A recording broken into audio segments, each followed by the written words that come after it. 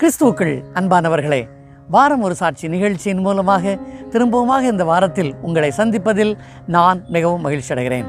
பாருங்க, நம்முடைய ஆண்டவர் அவரை விசுவாசித்து ஏற்றுக்கொண்ட பிள்ளைகளை ஒரு நாளும் கைவிடுவதில்லை. அதுலேயும் பாருங்கள், குடும்ப வாழ்க்கையில் பிள்ளைகள் அப்படிங்கிறது கர்த்தரால் வரும் ஒரு சுதந்திரம். இன்றைக்கும் கூட குழந்தையை பற்றிய ஒரு சாட்சியை நாம் கேட்க இருக்கிறோம். நம்மோடு சாட்சியை பகிர்ந்து கொள்கிறவர் சகோதரி கிஞ்சல் ஜான்சன் கோன்சால்விஸ். இவர்கள் ஏற்கனவே நம்முடைய வாரம் ஒரு சாட்சி நிகழ்ச்சியிலே 174வது எபிசோடில் தன்னுடைய சாட்சியை, அதாவது எவ்வாறு அவர் ஜெயின் சமுதாயத்திலிருந்து கிறிஸ்துவை ஏற்றுக்கொண்டார் என்பதையும், அதன் பிறகு அவருடைய வாழ்க்கையில் நடந்த அற்புதங்களையும் அதிசயங்களையும் அவர் சாட்சியாக சொல்லியிருக்கிறார். இன்றைக்கு அடுத்ததாக தன்னுடைய வாழ்க்கையில் நடந்த அடுத்த அற்புதத்தை நம்மோடு சாட்சியாக பகிர்ந்து கொண்டிருக்கிறார். இவரது கணவரின் பெயர் ஜான்சன் பிரான்சிஸ் கோன்சால்விஸ். இவர்களுக்கு 2 குழந்தைகள். மகனின் பெயர் ஜெயின் அண்ட் மகளின் பெயர் எல்லோரா.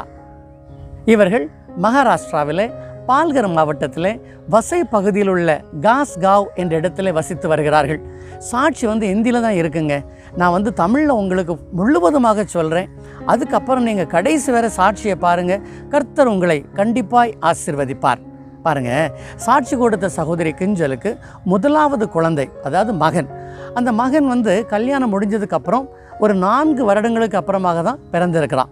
ஆனால் அவன் பிறந்தது சிசேரியன் தான். அதுக்கப்புறம் சகோதரிக்கு பலவிதமான பிரச்சனைகள், ரொம்ப கஷ்டப்பட்டுருக்கிறாங்க. அதுக்கப்புறம் பாருங்கள், 4 வருடமாக குடும்ப வாழ்க்கை ஓடிக்கொண்டே இருக்கிறது. ஆனால் அந்த மூத்த மகன் வாய் பேச முடியாத ஒரு சூழ்நிலை. பாருங்கள், பெற்றோருக்கு எவ்வளவு கஷ்டமாக இருக்கும். அழகான ஆண் குழந்தை, ஆனால் வாய் பேச முடியலை. ஆனாலும் இந்த சகோதரி ஆண்டவருக்குள்ளாக ஜெபிக்கிறாங்க. கணவர்கிட்ட ஒரு நாள் சொல்கிறாங்க, நாம் ஒன்று செய்யலாம், அடுத்ததாக ஒரு பெண் குழந்தை நாம் தத்தெடுத்து கொள்ளலாம், 2 பேரையும் நாம் ஆண்டவருக்குள்ளாக வளர்ப்போம் அப்படின்னு சொல்லியிருக்கிறாங்க. இதில் ஒரு பெரிய விசேஷம் என்னன்னு சொன்னால், இந்த சகோதரியின் கணவர் மகன் வாய் பேச முடியாத சூழ்நிலை என்கிட்ட சொல்லியிருந்தாங்க. நாங்கள் அந்த மகனுடைய பேரை எழுதி வச்சு ஒவ்வொரு நாளும் ஜெபித்து கொண்டிருந்தோம். ஒரு நாள் சகோதரியின் கணவர் ஜான்சன் என்கிட்ட சொன்னாங்க, சார் நாங்கள் ஒரு பெண் குழந்தையை தத்தெடுக்க போகிறோம் அப்படின்ட்டு. அப்போ நான் அவங்ககிட்ட சொன்னேன், நீங்களும் ஜெபம் பண்ணுங்க, நாங்களும் ஜெபிக்கிறோம், ஆண்டவர் உங்களுக்கு ஒரு குழந்தையை கொடுப்பார் அப்படின்ட்டு. தொடர்ந்து நாங்கள் அவங்களுடைய குழந்தைக்காகவும் நாங்கள் ஜெபம் பண்ணோம். நடந்த ஆச்சரியம் என்ன தெரியுமா? ஒரு நாள் சகோதரி கிஞ்சல் ஒரு மாதிரி டயர்டாக ஃபீல் பண்ணியிருக்கிறாங்க, தலை சுற்றி இருக்கிறது. டாக்டர்கிட்ட போய் சகோதரி சொல்லியிருக்காங்க, எனக்கு வீட்டையும் பார்க்கணும், குழந்தையும் பார்க்கணும், கணவரையும் பார்க்கணும், வேலைக்கும் போகணும், அதனால எனக்கு நல்ல ஸ்ட்ராங்காக இருக்கிறதுக்கு நல்ல மருந்து கொடுங்கன்னு சொல்லியிருக்கிறாங்க. இன்றைக்கு உலகத்தில் எல்லாருமே அப்படிதாங்க. ஏதாவது ஒரு பிரச்சனைன்னு அவங்களே ஒரு முடிவு எடுத்துருவாங்க, எனக்கு இதுதான் தேவை அப்படின்ட்டு. அதை விட இன்னும் சிலர் என்ன பண்ணுறாங்க தெரியுமா? நெட்டை ஓப்பன் பண்ணி பார்த்துட்டு அவங்களாகவே கூகுள் பண்ணி மருந்து மாத்திரையெல்லாம் சாப்பிட ஆரம்பிச்சிடுறாங்க. ஆனால் பரிசோதனைக்கு அப்புறம் தெரிய வருகிறது, சகோதரி குழந்தை உண்டாயிருக்கிறாங்க. எவ்வளோ பெரிய ஆச்சரியம் பார்த்தீங்களா? சரி, இதுக்கப்புறம் என்ன தெரியுமா? சகோதரிக்கு ரொம்ப பயம். ஏன்னா முதல் குழந்தை பிறந்ததுக்கு அப்புறம் நிறைய கஷ்டப்பட்டுருக்குறாங்க. அப்போ ஒருவேளை இந்த குழந்தைக்கு அப்புறமும் கஷ்டம் வருமோ அப்படிங்கிற ஒரு எண்ணம். ஆனாலும் தொடர்ந்து அவங்க ஜெபிக்கிறாங்க. பல பேர் அவங்கள ஜெபத்தில் தாங்குறாங்க. அழகான ஒரு பெண் குழந்தையை பெற்றெடுக்கிறாங்க. 2 குழந்தைகளுமே சிசேரியன் தான். ஆனால் சகோதரியோட வாழ்க்கையில் நடந்த பெரிய ஆச்சரியம் என்னன்னு சொன்னால், முதலாவது குழந்தைக்கு அப்புறம் அவங்க பட்ட கஷ்டம் இந்த 2வது குழந்தைக்கு அப்புறம் இல்லை. அதுக்கப்புறம் வாய் பேச முடியாமல் இருந்த அந்த மூத்த குழந்தை, அதாவது ஜெயின், வாய் பேச ஆரம்பித்தார். தெளிவாக சாட்சியில சொல்லியிருக்கிறாங்க. அப்படிதாங்க, ஆண்டவரை விசுவாசித்து ஏற்றுக்கொண்ட பிள்ளைகளை நம்முடைய ஆண்டவர் ஒரு நாளும் கைவிடுவதில்லை. அது மாத்திரமல்ல, விசுவாசத்தில் நிலைத்திருந்தால் நம்ம எல்லா ஆசீர்வாதத்தையும் பெற்றுக்கொள்ள முடியும். प्रेज द लॉर्ड, सबको जय मसीह की। मेरा नाम किंजल गोंसाल्विस है। मैं वसई गासगांव में रहती हूँ। मेरा टेस्टिमनी है कि परमेश्वर ने मुझे दूसरा बच्चे का दान दिया है। मेरा पहला बच्चे का दान मुझे कैसे मिला है उसका मैं टेस्टिमनी पहले भी दे चुकी हूँ। पर जब मेरा पहला बच्चा हुआ, मतलब मेरा बेटा जो बॉय मुझे हुआ है, डिलीवरी के बाद मुझे हेल्थ में बहुत सारे प्रॉब्लम्स हुए थे, मुझे बहुत सारे इश्यूज़ हुए थे। मुझे रिकवरी होने में 6 मंथ लग गया था। फिर जैसे जैसे मेरा बेटा बड़ा हुआ और वो 4 साल का होने लगा, तो मैंने देखा, मैंने ऑब्जर्व किया कि वो बोल नहीं पाता है या उसको बोलने में दिक्कत आ रही है। फिर मैंने सोचा कि मेरा बेटा अकेला पड़ रहा है, क्योंकि उसके साथ कोई छोटा बच्चा ऐसा खेलने के लिए नहीं है। क्योंकि हम लोग बॉम्बे में हमारा लाइफ स्टाइल तो ऐसा ही रहता है कि कोई किसी के घर ज़्यादा जाता नहीं है और सब अपने अपने बंगलोज में रहते हैं। और हमारा रोड टच घर होने के वजह से हम लोग बेबी को ज़्यादा बाहर निकलने नहीं देते, क्योंकि वहाँ पे व्हीकल्स वगैरह बड़े बड़े व्हीकल्स जाते हैं तो एक्सीडेंट होने की संभावना होती है। इसलिए वो छोटा बच्चा है, इसलिए हम ज़्यादा उसको बाहर जाने नहीं देते हैं। उसकी ये प्रॉब्लम देखने के बाद मुझे ऐसा लगा कि मुझे एक बेबी या बेबी गर्ल, या मेरी इच्छा थी कि मुझे एक बेटा है तो मैं एक बेटी को अडॉप्ट करूँगी, क्योंकि मेरे फर्स्ट डिलीवरी में बहुत सारे प्रॉब्लम्स हुए थे मुझे, और इसकी वजह से मुझे ऐसा लगा था कि मैं दूसरा बेबी कंसीव नहीं कर पाऊँगी, या फिर करने के बाद भी मुझे बहुत सारे प्रॉब्लम्स होंगे। इसलिए मैं हमेशा मेरे हस्बैंड को बोलती थी कि हम लोग दूसरा बेबी अडॉप्ट करेंगे, मुझे बेबी गर्ल चाहिए, ऐसा मैं बातें करती थी।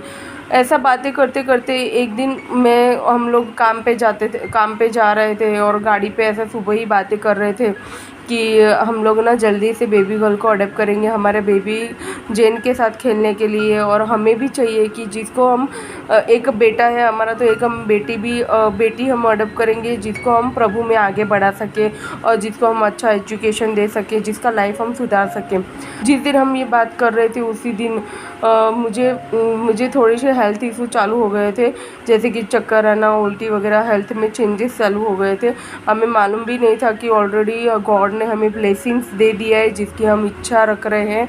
तो जिस दिन हम ये बात करते करते जा रहे थे जॉब पे सुबह, उसी दिन मेरे हस्बैंड को भी मालूम नहीं था, और मुझे ना ज़्यादा चक्कर आने लगे, तो मैं डायरेक्ट डॉक्टर के पास पहुंच गई। उनको बताया भी नहीं, और मैं डॉक्टर के पास पहुंच गई, और मैंने डॉक्टर को बोला कि डॉक्टर मुझे ना बहुत वीकनेस लग रहा है। मुझे बिल्कुल भी अंदाज़ा नहीं था कि मुझे गुड न्यूज़ है, या मैंने कंसीव किया है, या मैं प्रेग्नेंट हूँ। ऐसा मैंने डॉक्टर को बोला, डॉक्टर मुझे बहुत ही मतलब चक्कर आ रहा है, मुझे वीकनेस हो रहा है, मुझे अच्छे से कैल्शियम का या फिर कोई ऐसा दवाई दो जिसकी वजह से मैं जॉब और घर दोनों संभाल सकूँ, क्योंकि मुझे पिछले 1 वीक से बहुत सारी वीकनेस हो रही है।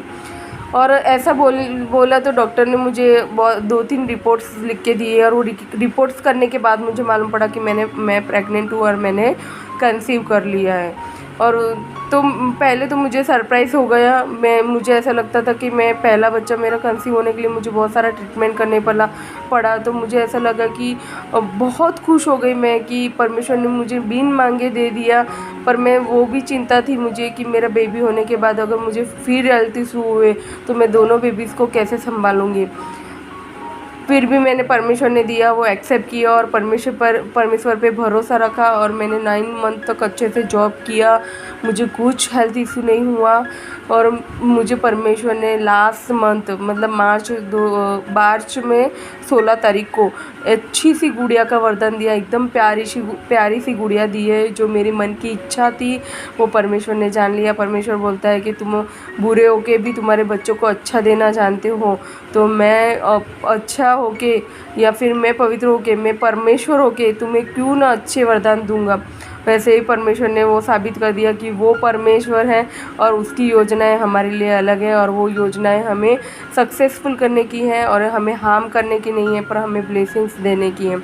और परमेश्वर ने मुझे अच्छी सी गुड़िया का वरदान दिया। मेरा सीजरिन हुआ, दूसरी बार सीजरिन हुआ, पर मुझे कोई हेल्थ इशू नहीं हुए। मैं 7 डेज़ के बाद तुरंत चलने फिरने लगी, मैं मेरे छोटे मोटे काम करने लगी, और आज मुझे 1.5 मंथ हो गया है। मैं इतना फ्रेश फील करती हूँ। मुझे जो पहली डिलीवरी में मुझे जो कुछ भी प्रॉब्लम्स आए थे वो कोई हेल्थ इशू मुझे नहीं आए, और मैं परमेश्वर का कोटि धन्यवाद करती हूँ कि परमेश्वर ने मुझे खुद की बेबी दी। मैंने तो परमेश्वर से मांगा भी नहीं था कि परमेश्वर मुझे बेटी दे, क्योंकि मुझे खुद के ऊपर भरोसा नहीं था, मुझे खुद की बॉडी पे भरोसा नहीं था, इसलिए मैंने परमेश्वर से मांगा भी नहीं था। पर परमेश्वर ने बिन मांगे मुझे बेटी का वरदान दिया, और मुझे मेरा हेल्थ को भी सुधारा। मुझे हेल्थ में कोई प्रॉब्लम नहीं है, और मैं परमेश्वर का कोटि धन्यवाद करती हूँ। और जो कोई भी ये मेरी टेस्टिमनी को सुन रहा है, मैं परमेश्वर से प्रार्थना करती हूँ परमेश्वर उनकी मन की इच्छाओं को पूरी करे। जिसको भी बेटा बेटी जो भी चाहिए, परमेश्वर उनकी हर एक बातों को आप सुने और दे, उनकी हर एक प्रॉब्लम को सॉल्व करें। आमीन। சகோதரி சாட்சியில சொல்லியிருக்கிறாங்க, அவங்க மேலேயே அவங்களுக்கு நம்பிக்கை இல்லை. ஆனா ஆண்டவர் பாருங்க, நான் உன்னை நேசிக்கிறேன் அப்படின்னு சொல்லி விசுவாசத்தை கூட்டி கொடுத்திருக்கிறாங்க. அதுதாங்க நம்ம ஆண்டவர். நாம் அவர்கிட்ட போய் அன்பா இருந்தா போதும், அவர் நமக்கு பல மடங்கு அன்பையும் ஆசீர்வாதத்தையும் தர வல்லவராக இருக்கிறார். ஒரு வசனத்தை எடுத்து வாசிக்கலாமா?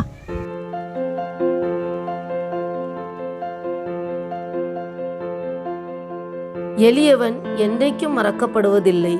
சிறுமைப்பட்டவர்களுடைய நம்பிக்கை ஒருபோதும் கெட்டுப்போவதில்லை. சங்கீதம் 9:18. For the needy shall not always be forgotten.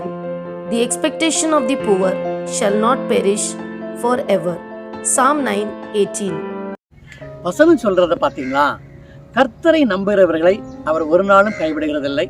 கர்த்தருடைய நாமத்தை அறிந்தவர்கள் அவரை மாத்திரமே நம்பி இருப்பார்கள். ஆமாங்க, சகோதரி கெஞ்சல் கர்த்தரை அறிந்தவர்கள், அவருடைய நாமத்தின் மேல் விசுவாசம் உள்ளவர்கள். அவங்களுக்காக மாத்திரம் இல்லை, மற்ற எல்லாருக்காகவும் ஜெபிக்கிற ஒரு சகோதரி இன்னும் கூட ஒரு சில சாட்சிகளை பகிர்ந்து கொள்ள இருக்கிறாங்க. நீங்க தொடர்ந்து வாரம் ஒரு சாட்சி நிகழ்ச்சியை பாருங்க. நீங்களும் விசுவாசத்துல பலப்படுங்க. நீங்களும் எங்களுக்கு சாட்சிகளை அனுப்புங்க. ஆண்டவருடைய நாமத்தை நாம் அனைவரும் இணைந்து மகிமைப்படுத்துவோம். இன்றைக்கு நம்மோடு சாட்சியை பகிர்ந்து கொண்ட அன்பு சகோதரியையும் அவரது கணவரையும் பிள்ளைகளையும் குடும்பத்தையும் சகோதரி செய்து வருகின்ற ஜெப ஊழியத்தையும் பார்த்து கொண்டிருக்கின்ற உங்கள் யாவரையும் தேவன் ஆசீர்வதிக்கும்படியாக ஜெபிக்கிறேன். திரும்பவுமாக அடுத்த வாரத்தில் இன்னொரு புதிய சாட்சியோடு உங்களை சந்திக்கும் வரை கர்த்தர் தாமே உங்களை ஆசீர்வதித்து பாதுகாத்து வழிநடத்துவாராக. ஆமேன்.